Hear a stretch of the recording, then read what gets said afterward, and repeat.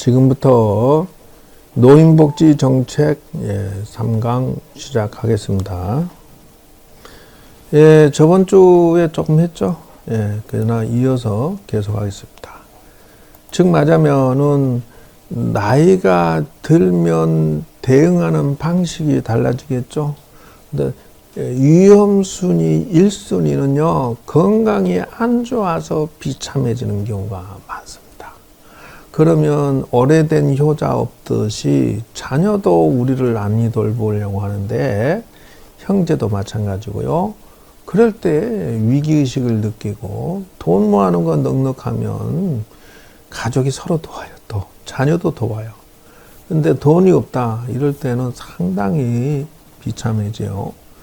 또 경제적으로 위기가 와서 나이 들어서 비참해진 경우도 있죠. 자, 보실까요?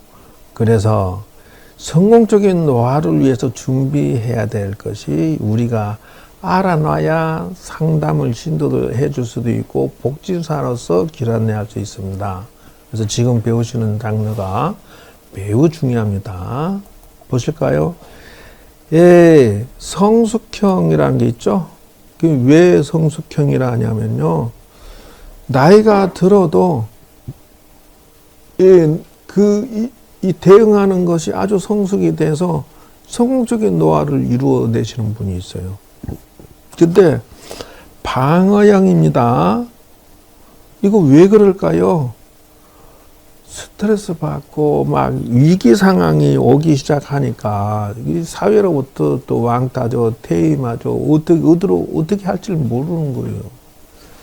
그리고 은둔형이 있어요. 자학형이라고 하는데요. 은퇴 후에 은둔해버리고 자학합니다. 이래가지고 인생이 그냥 나이 들으면 지금 나이 든 노부살님이 그동안에 자기가 공부하고 뭐 어떻게 가지고 있던 모든 경전들을 엊그저께 2박스를 가지고 왔어요. 뭐 염주고 뭐 왜 그러냐, 자식은 이거 안 본다. 이 책 경전들을 그동안 평생 이절 저절 다니면서 이 큰 스님 저 큰 스님 배웠는데 생활에 도움이 됐으니까, 그러니까 이거 다 뜬소리에 불과하죠. 이제는 더 이상 의미가 없어요. 그러고 스님 이 책 어떻게 할까? 가져와. 그래서 이거를 저한테는 뭐 책이 많지만 거기다 그냥 같이 보관해 드렸는데, 여러분은 어떤 느낌 드는지 아세요? 신도가 나이 들어서 자녀들은 이제 불경 볼 생각도 안 하고 제사 지낼 생각도 안 하고, 어머니 그런 제발 좀 갖다 버리세요 이런다는데 경전을 함부로 버릴 수도 없고 절에 가지고 와가지고 스님 이거 어떻게 해요? 그래 나도. 그런데 그분의 뒷모습에 내가 얼마나 쓸쓸하고 얼마나 의미 없이 살았는가, 도대체 스님들은 무슨 짓을 저질렀는가, 아주 그냥 속이 가슴에 애리는 느낌을 받았습니다. 여러분, 불경은요, 나이 들어서 폐기하는 것이 아닙니다. 불경은요, 우리가 현실에 살아가는 인생의 지혜가 돼야 되고요. 불경은요, 가족이 소통하는 데 도움이 돼야 되고요. 불경은요, 세상을 경제적으로 풍요롭게 만드는 경전이 돼야 됩니다. 어떻게 설명을 했고 어떻게 가르쳤고 어떻게 살았길래 늙어지면 내가 헛짓거리 했네요 라고 갖다 버리는 그런 모습의 상황을 볼 때, 이 절에 보면요, 심심하면은 조그만 인형부터 염주부터 시작해서요 몽땅 갖다 버리고 가요. 슬프지 않습니까? 도대체 스님들은 노복지나 노보살님들에게 무슨 그 많은 젊을 때부터 무슨 짓을 저지른 겁니까? 표현이 저급스럽습니까? 정말 사건입니다. 죄송합니다. 본론 들어가겠습니다. 은둔형, 자학형이 있어요.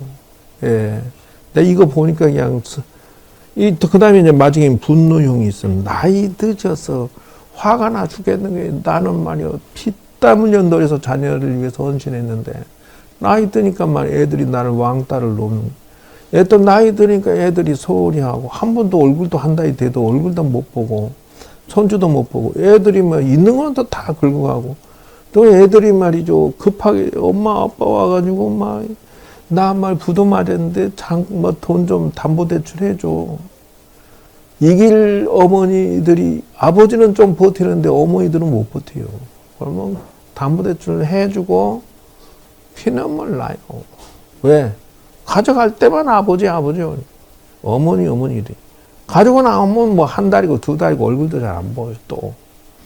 근데 문제는 뭐예요? 이제 나이 들어서 나 이제 담보대출 하고 나니까 이자 내긴 내가 이자를 내야 되니까 분노 나죠. 화가. 안 나겠습니까? 늙어서 폐지 주러 다니든지 한 달에 뭐 노노케어에서 50만 원 그 받는 거 다닌다든지 뭔가를 해야 이게 생활이 어디 저기 환경 청소한다든지 빌딩 건물 청소한다든지 나이 드신 노보사인데 그러고 다녀 지금.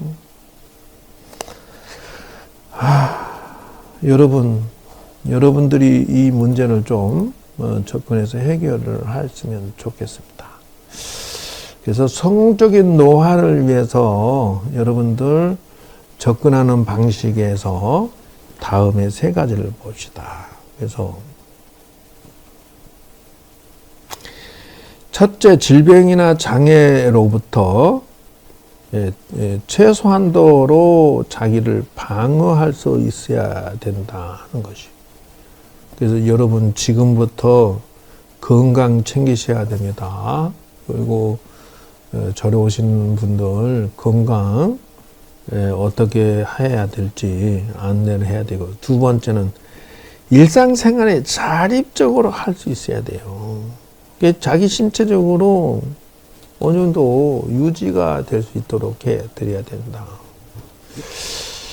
그래서 생활 자립이 안 되시는 분들은 나이 들어서 비참합니다. 그래서 죄송하지만요, 10중 10명에 7, 8은 답한지 없어요. 정말 고생하는 모습 보면요, 안타깝습니다. 그래서 여러분 이 부분에 대해서도 합리적으로 여러분 자신을 대처해 주시고 남도 적어도 도와주는 게 스님이다. 저는 그렇게 생각합니다. 여러분 스스로도 노후복지 돼가지고 경제적으로 자립하고 좀 더 여유 있어 남을 돕는 것이 스님이지, 자기 약간도 못하는 스님이 늙어서도 남에게 돈 돌리고 그거 모양 아닙니다. 그거는. 여러분, 세 번째, 신체적 활력을 보유하는 상태로 늙은 것을 말합니다. 그래서 신체적 건강한 유지해서 나이 드는 것이 성공적인 노화랍니다. 예. 자, 그 다음 심리적 영역에서 성공적인 노화가 있어요. 심리적으로. 그래서 첫째는 삶의 목표가 뚜렷합니다. 예. 근데 이제 나이 60 들어서 정년퇴임하게 되면요, 삶의 의미가 무엇인지를 전부 한 번쯤은 심하게 지나간다는 거잖아요. 회의적이라. 내가 도대체 뭘 살았는지, 무슨 의미로 살았는지라고 하는 것이죠. 예. 그래서 여러분 나이 드셔서 이런 거 방황성이 생기면 절대 되지 아니하고요. 저희들은 그 출세관 사상으로 철저하게 영원한 생명의 실상의 불성론이라는 무작이 돼 있어서요. 저는 죽은 다음에도 이 길 가고 그 다음에도 이 길 가고 어떤 상황에도 영원히 출세간의 도를 닦고 상구벌이 하와중생하겠다. 이거 흔들릴 필요 없잖아요. 근데 일반 분들은 회의적이고 비참한 모습을 한두 번 본 게 아닙니다. 제가 노인복지관 2군데를 위탁 운영 받지 않습니까? 정년퇴임하고 경찰서 직원으로, 공무원으로, 뭐 직장으로 사업하다가 나이 들어서 이제 복지관에 와요. 나이 들었다고 와서 스님 회원가입해야 되겠습니다. 근데 우리 절 신도야 딱, 어쩐 일이세요? 그러면 아휴, 제가 갈 데 있습니까? 뭐 여기 와서 뭐 예? 고스톱이나 치든지 뭐 여기 모여서 경로당에 와서 뭐 좀 노인끼리 뭐 놀든지 이래야 되겠습니다. 제가요 그 얘기 들을 때 이게 왜 충격이야 땅 하고 오는데, 아니 사회에서 지위 있을 때는 말이죠 큰소리 치고 말이죠 당당하고 멋지더니 화이팅 하고 나서 봉체가 나오니까 볼품이 없어요. 왜 저기 집에는 안 계시고, 아이고 스님 큰일 날 소리 하지 마십시오. 집에가 붙어 있으면요 마누라한테 박살 납니다. 그러면 돈은 좀 어떻게, 하루에 뭐 얼마씩 받는데 딱 용돈 차비. 와, 그렇습니다. 둘째, 건강 인지 기능.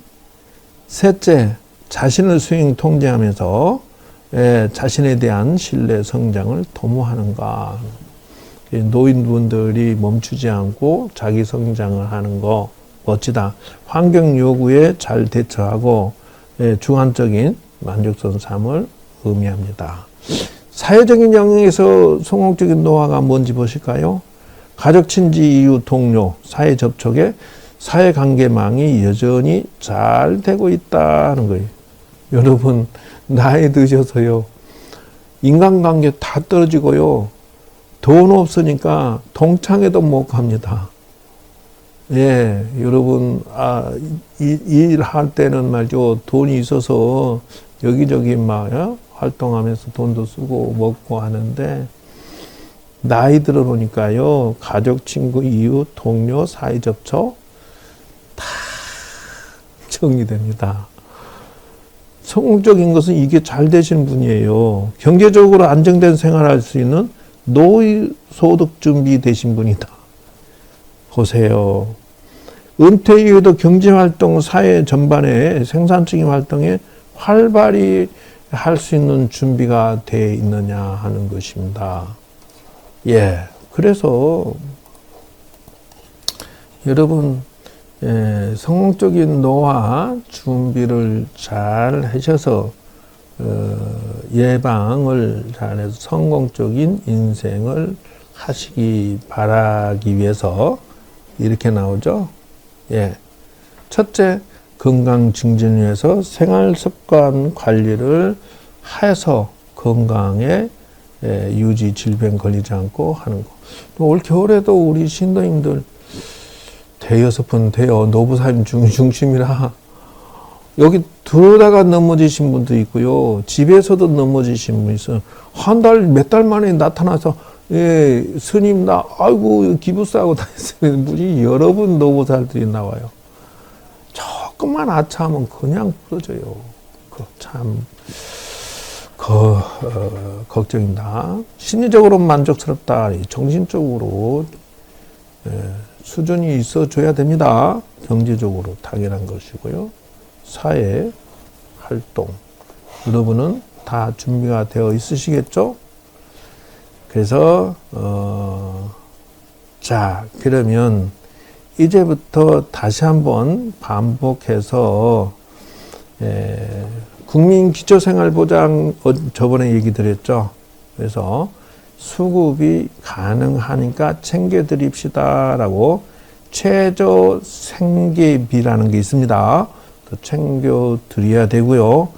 부양자 의무 기준 부양 의무자가 없는 경우라고 했어요. 그래서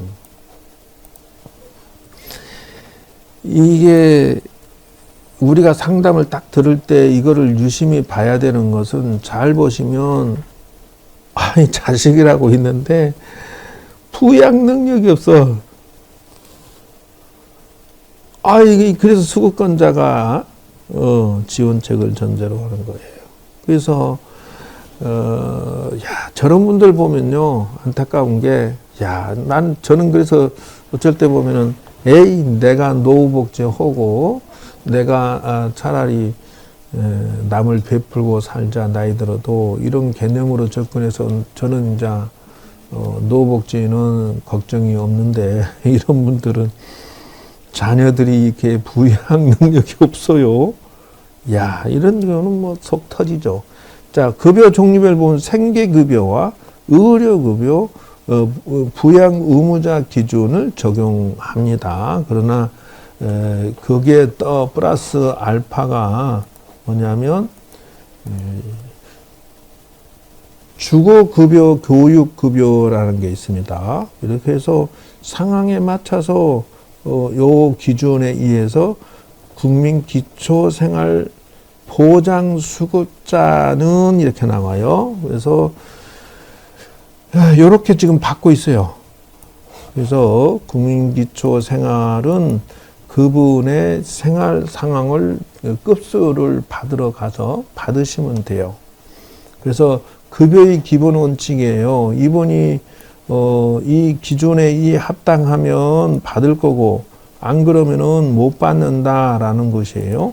그래서 급여의 기본 원칙을 살펴보는데, 자, 급여의 어려운 자에게 생계, 의료, 주거, 교육, 자활 등 필요한 급여가 어떻게 되는지를 조사하게 되고요.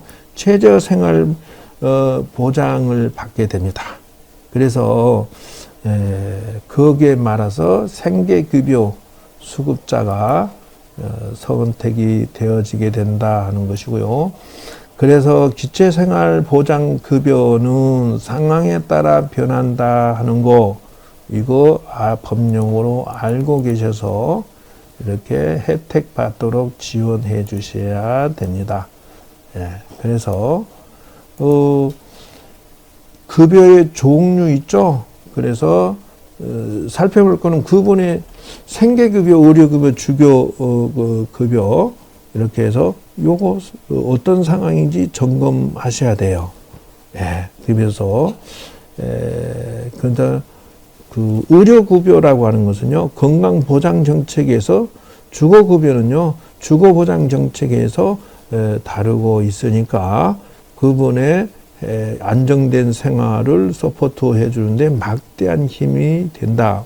그 다음 생계급여라는 게 있어요. 그래서 이분이 수급에 음식, 의복, 연료, 기타 생활 서포트를 받을 수 있도록 여러분 안내해 주셔야 되고요. 그 다음에 주소득원의 그 사망, 질병, 부상, 사고, 사업, 부도, 파산 등을 살펴보셔야 돼요. 그 다음에 해상급여라는 거 있습니다. 그래서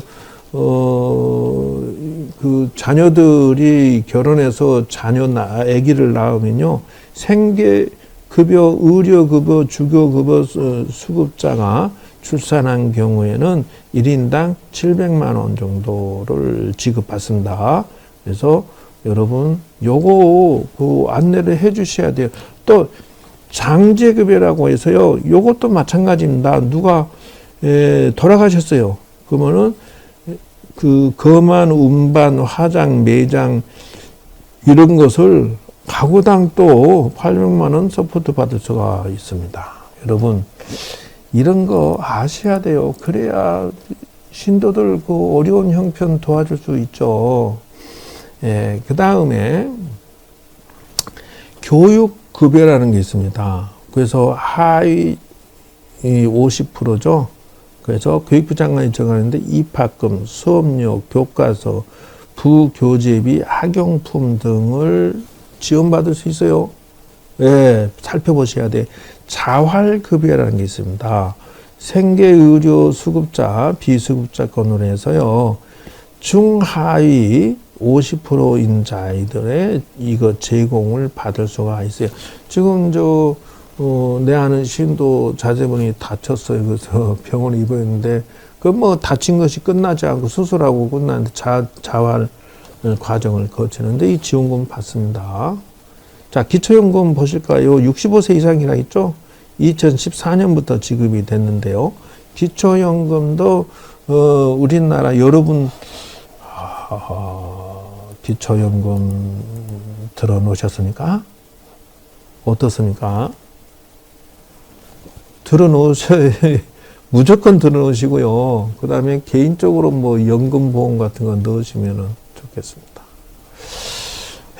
이거 나이 들어서요, 꼬박꼬박 매달 얼마씩 나오는 게 아주 중요합니다. 그래서 2020년 기초연금 수급자 대상 저소득 수급자 단독 가구 말이죠. 380만 원 1년이죠. 1년 608만 원 8천 원. 일반 수급자는 단독 가구에서 1,480만 원이죠. 1년이에요. 1년. 부부 가구는 2,368만 원이죠. 이렇게 해서 근로소득, 사업소득, 재산소득, 공적 이전소득을 받는다는 거 알고 계셔야 됩니다. 하나씩 지금 요거는 아웃라인만 말씀드린 거니까 세부적인 건 또 한 번 더 공부하셔야 돼요. 그래서 여러분 이런 기초 지식을 잘 알아서 신도님들에게 또는 그 복지사로서 서비스를 해야 된다. 자, 국민연금 받지 않고 있거나 국민연금 월 급여액이 기초연금의 기준에서 150% 이하거나 유족연금이나 장애연금을 받고 있거나 국민기초 수급자이거나 장애인연금 받는 노인에게 지급한다라고 나와 있어요. 네, 그래서 국민연금, 유족연금, 국민기초, 생활보장연금, 수급자 이런 거 자세하게 알으면 활용할 길이 많습니다. 근데 연금 안 넣었으면 혜택 없는 것이에요. 자, 단독가구, 부부가구 간의 생활비를 차감한다. 그랬어요. 그래서 보험을 부부가 잘 넣어놓으면 부부가 일정하게 월 얼마가 나와요. 그래서 기초연금 2020년 월 최대 수급자가 3천만 원이죠. 일반 수급자가 2,540 얼마죠. 그래서 수급자가 5천 몇 명? 이렇게 해서 몇십만 명이네. 자, 보실까요? 국민연금 노후소득 불안정에 대처해서 88년도에 했다고 했어요. 그래서 95년도에 농어촌 지역 중심이고요. 99년도에 도시지역민으로 확장했고요. 2003년 1인 이상 근로자 사업장에 확장했고요. 2006년 이런 식으로 해서 확장해서 국민연금이 이게 참 기초연금과 합쳐서 소득 비례에서 유연화되지가 하나의 통합된 단일 체계라는 것. 그런 데는 스웨덴, 영국, 일본 공적연금 제도는 체지색을 보낸 정액급여인 기초연금과 이런 것들이 생활수준 보장하는 것으로 사용하고 있다는 거. 국민연금 소득 재분배라고 했어요. 그래서 저소득층은 적게 내고 돈 많은 사람 많이 내고 이렇게 나오죠. 다음 국민연금은 재원조달이라고 했어요. 이게 이제 국가에서 잘 운영해 줘야 돼요. 이거 그래서 운영은 잘못해갖고 저들 월급 쓰고 투자 잘못해서 적잖하게 하면 안 되죠. 자, 적용 대상 보실까요? 네, 그래서 종류가 있습니다. 국민연금은 공무원연금, 사례밖에 교직가 국민연금 이렇게 됩니다. 그래서 학교 퇴직하면 학교에서 연금 나오고, 공무원들 퇴직하면 공무원연금, 군인들 퇴직하면 연금 나오죠. 이렇게 알고 계셔야 돼요. 근데 이분들이 또 퇴직금 받아서 몽땅 받아갖고 또 사업 투자에 실패하는 분도 많으니까 그것도 주의하셔야 돼요. 그래서 보시면은 사업장 가입자, 지역 가입자, 의무 가입자, 의무 계속 가입자 이렇게 나오는데요.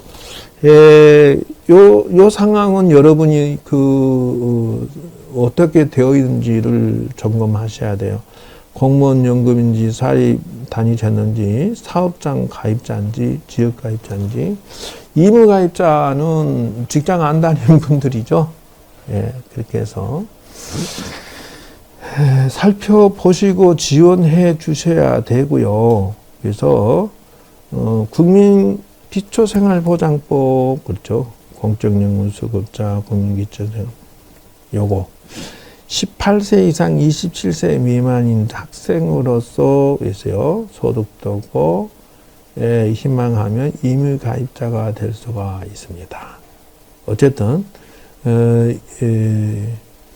그렇게 해서 60세가 달한 자가 기간이 부족하다 그러면 연장을 해서 연금을 더 넣으셔서 이렇게 받아서 쓸 수 있도록 해야 된다. 예, 보실까요? 보험료도 있습니다. 그래서 알아놓으셔야 될 거는 이 보험료는 실상은 이제 내 아는 분들을 보니까 국민연금 말고도 노후연금보험을 드시는 분이 있더라고요. 근데 여기에서 보면 지역가입자, 농업소득, 임업소득, 어업소득, 사업소득, 예, 보험료는 뭐 몇 퍼센트 뭐 이렇게 해서 자영업자나 뭐 농업 하시는 분이나 전부 가깝게 넣어야 되는 거예요. 이런 것을 보험료를 넣어서 있습니다. 급여도 있습니다. 그래서 이게 노령연금, 장애연금, 유저연금, 반환일시금이라고 해서요.